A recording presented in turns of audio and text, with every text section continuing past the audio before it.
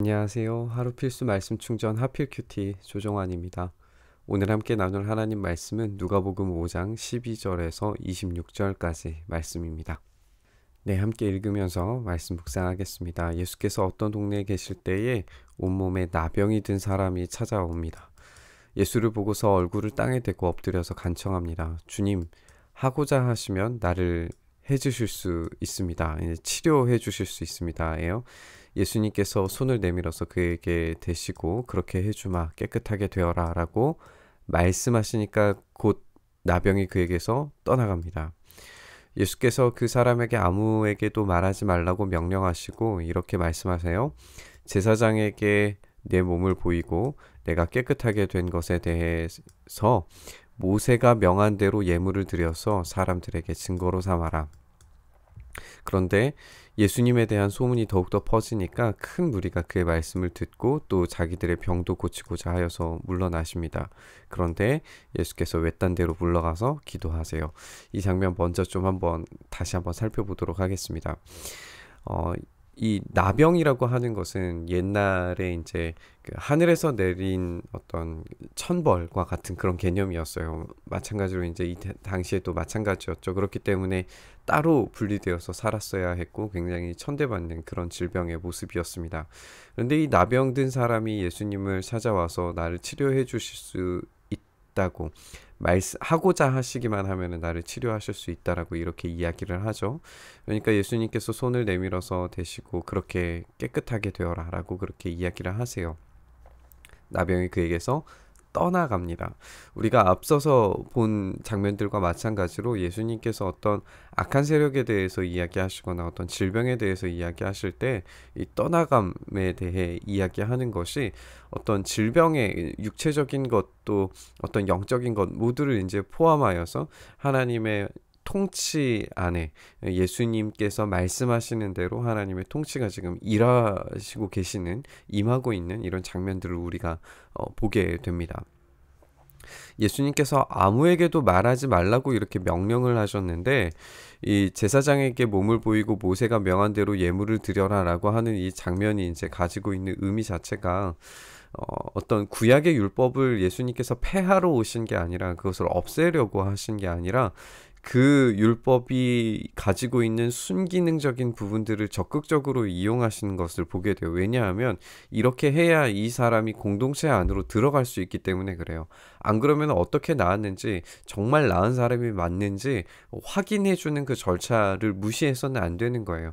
예수님께서 육체적인 것만 낫게 하신 것뿐만 아니라 영적인 것만 해결하시는 게 아니라 사회적인 이 대사회적인 이 사람의 삶의 영역에 정말 직접적으로 근본적으로 들어가서 그 사람이 사회생활이 가능하도록 하는 그런 일들까지도 하심을 우리가 보게 됩니다.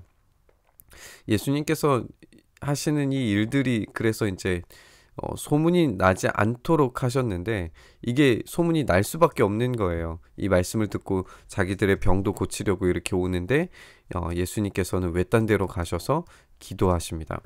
사역에 앞서서 예수님께서 하셨던 게 하나님과의 그 친밀함을 놓치지 않으시는 것을 우리가 보게 되네요. 계속되는 이야기는 중풍병자를 고치시는 장면입니다. 예수님께서 가르치시는데 갈릴리와 및 유대의 모든 마을과 예루살렘에서 온 바리새파 사람들과 율법 교사들이 둘러 앉아 있었어요. 주님의 능력이 함께 하셨기 때문에 예수님께서는 병을 고치십니다.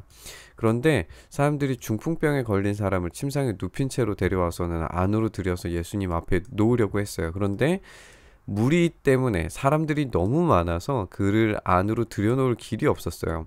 지붕에 올라가서 기와를 벗겨 그 자리를 뚫고 이게 좀 이렇게 좀 이해가 되지 않는 부분이기는 한데 당시에는 이제 옥상이었기 때문에 이 뚫는 작업 자체가 그렇게 어렵지는 않았다고 해요. 사진을 좀 보여드리도록 하겠습니다. 이 기와의 어떤 이런 표현은 사실 누가가 이방인들에게 설명하려고 했던 표현으로 읽혀지는데 어쨌든 올라가서 그 지붕을 뜯었다라고 하는 이해에서는 벗어나지 않습니다.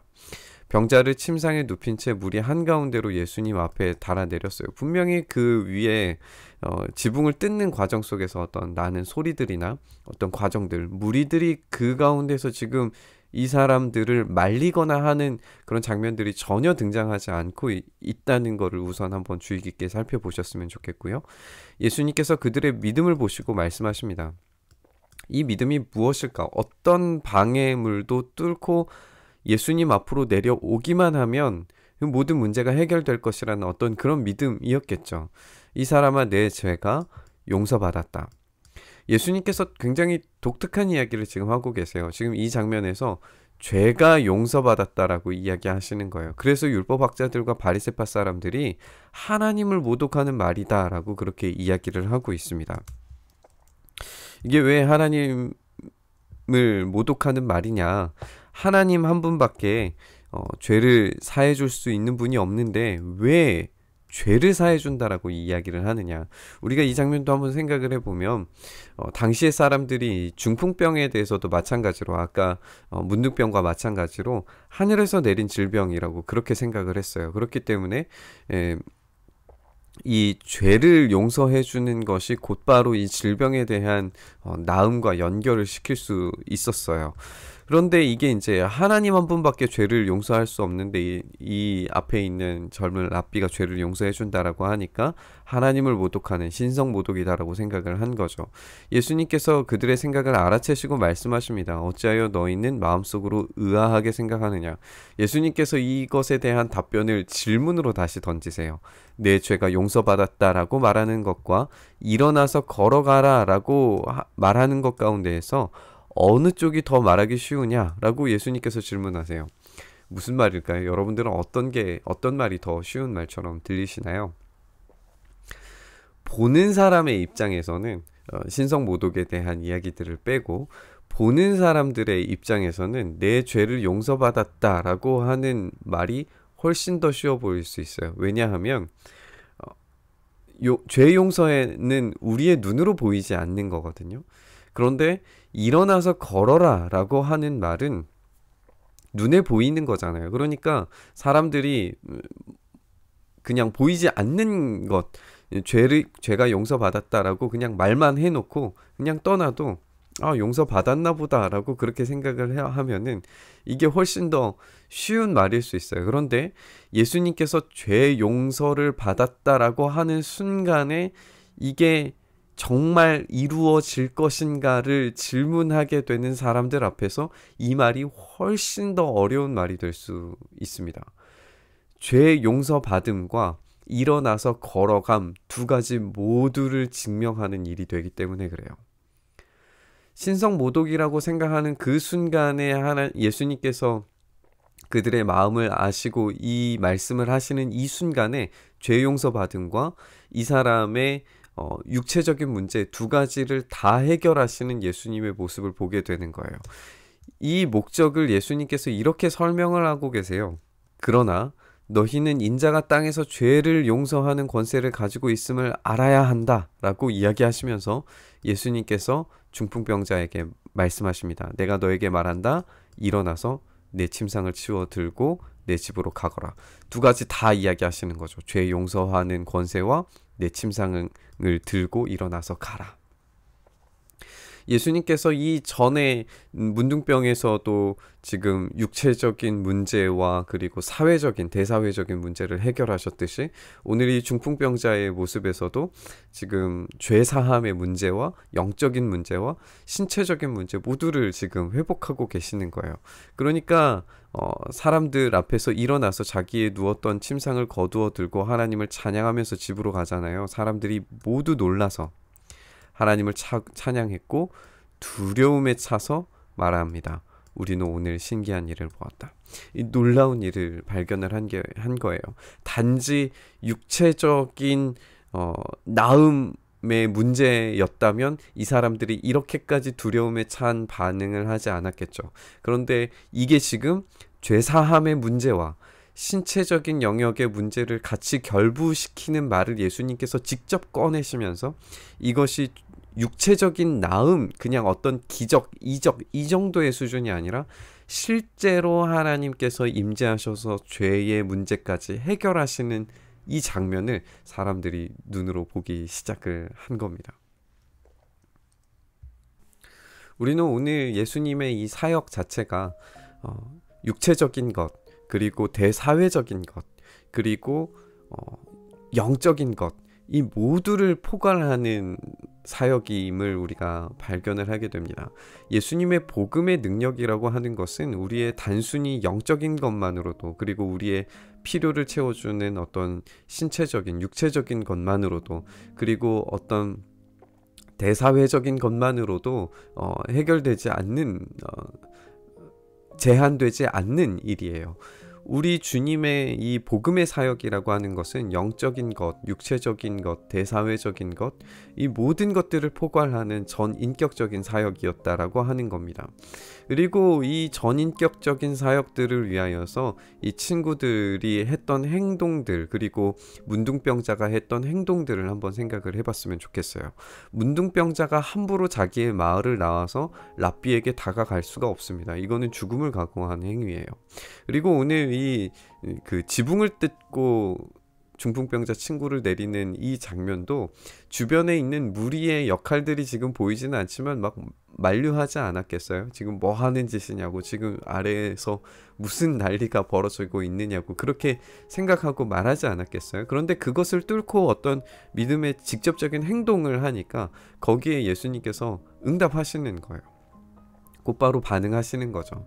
우리의 참된 복음에 대한 어떤 그 기대감에 대한 반응이라고 하는 것이 우리가 세상 속에서 마주치는 어떤 위기와 위협을 뚫고 나아가는 복음에 참되게 반응하는 작업이어야 함을 우리가 생각을 해볼 필요가 있습니다. 또 한 가지는 예수님의 복음의 사역이 이렇게 전인격적이었듯이 우리 교회의 사역도, 우리의 복음의 능력이라고 하는 사역들도 전인격적으로 이루어져야 된다라고 하는 사실을 우리가 기억했으면 좋겠어요.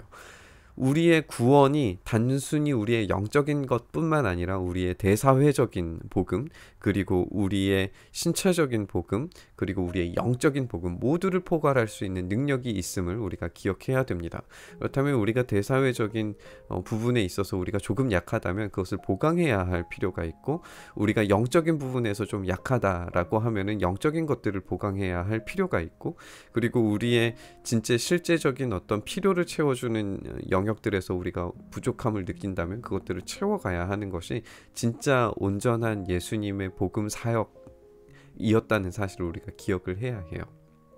그렇게 복음 앞에 우리가 간절함으로 나아가고, 그리고 우리가 그 복음을 우리의 삶 속에서, 우리의 삶의 영역 가운데서 전인격적으로 사역되어지는 참된 복음을 우리가 살아낼 수 있기를 오늘 이 본문을 통하여서 한번 같이 묵상했으면 좋겠습니다. 주님, 우리가 그렇게 우리가 한쪽에 편중되어져 있는 그런 복음이 아니라, 일그러진 복음이 아니라 성령에 충만하여서 우리의 전인격, 원래의 아담의 모습을 회복하시는 우리 주님의 그런 사역들처럼 우리 교회의 사역, 또 우리의 삶의 복음의 능력이 그렇게 우리의 전인격적인 삶을 살려내는 그런 인생 살아갈 수 있도록 주님 우리를 붙드시고 우리와 함께하여 주시옵소서. 그 복음을 위하여 우리가 정말 간절함으로 주님 앞에 달려나아가오니 이 복음의 능력을 우리가 살아내기 위하여 참된 우리의 간절함이, 그 가운데에서 하나님께서 응답하심이 우리의 삶 가운데 이루어질 수 있도록 하나님 은혜 내리워 주시고 함께 하시고 붙잡아 주시옵소서. 그렇게 우리를 붙드시고 복음 가운데, 능력 가운데 함께하여 주시기를 간절히 소망하며 우리 주님 예수 그리스도의 이름으로 기도드리옵나이다. 아멘. 오늘 부딪힌 말씀 가지고 함께 기도의 자리로 나아가시죠.